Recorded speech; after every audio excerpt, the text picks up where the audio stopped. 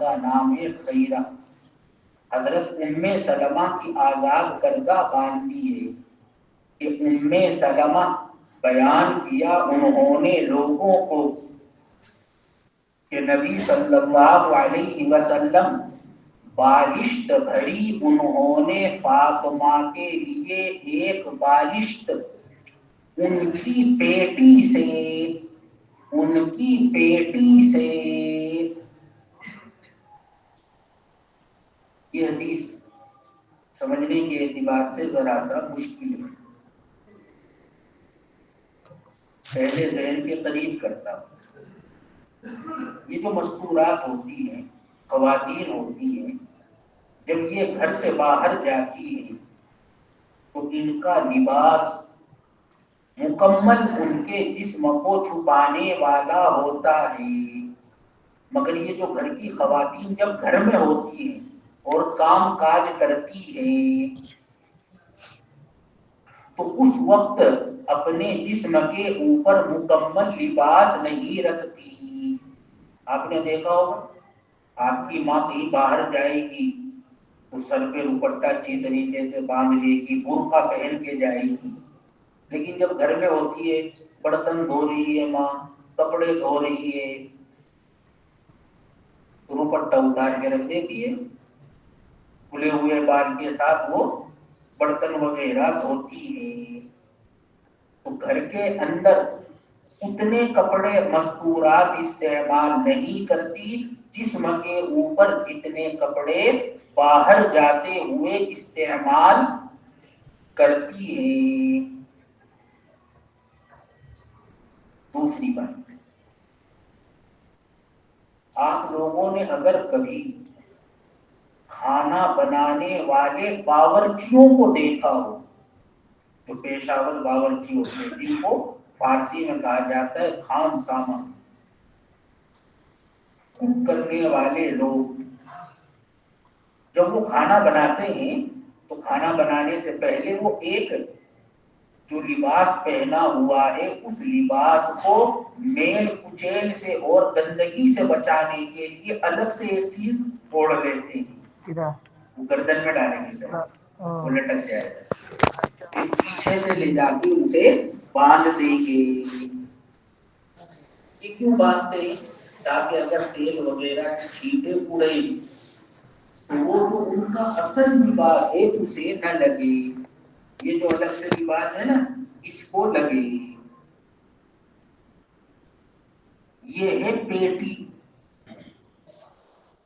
عرب کی خواتین جب کھانا بناتی تھی، گھر کے اندر کام کرتی تھی تو اپنے کپڑوں کے اوپر، کمر کے اوپر پیٹی باندھ لیا کرتی تھی.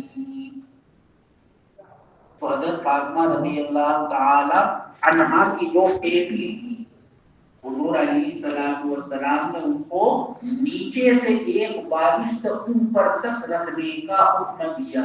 نیچے سے ایک بالش اوپر تک رکھنے کا حکم دیا. یہ پیٹی اتنی لمبی ہونی ضروری نہیں ہے کہ کرتے کی طرح ایڑیوں تک جائے. اصل کرتا تو دوسرا ہے، اس کرتے کو تیل وغیرہ سے بچانے کے لیے یہ پیٹی باندھی جاتی ہے.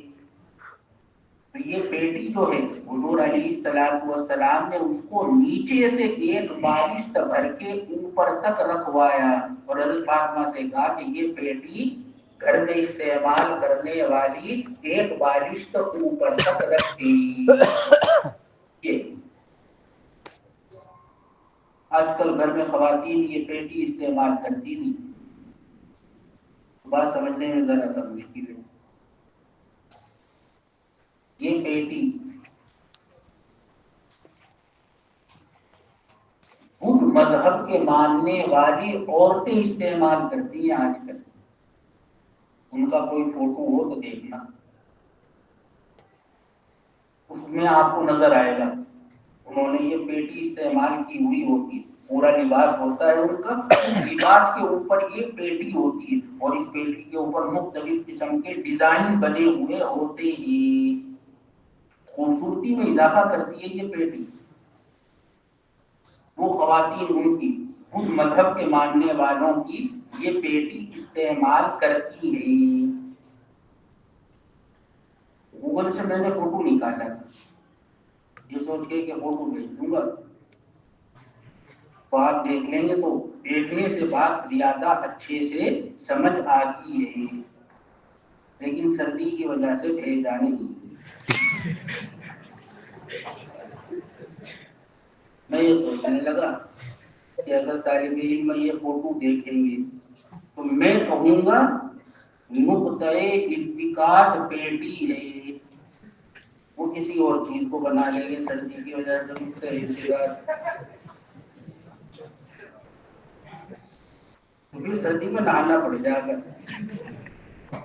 اس لیے ہمت نہیں ہوئی بھیجنے کی۔ پھر میں نے کبھی سوچا کہ کوئی بوڑھی خاتون کے ملے وہ ملن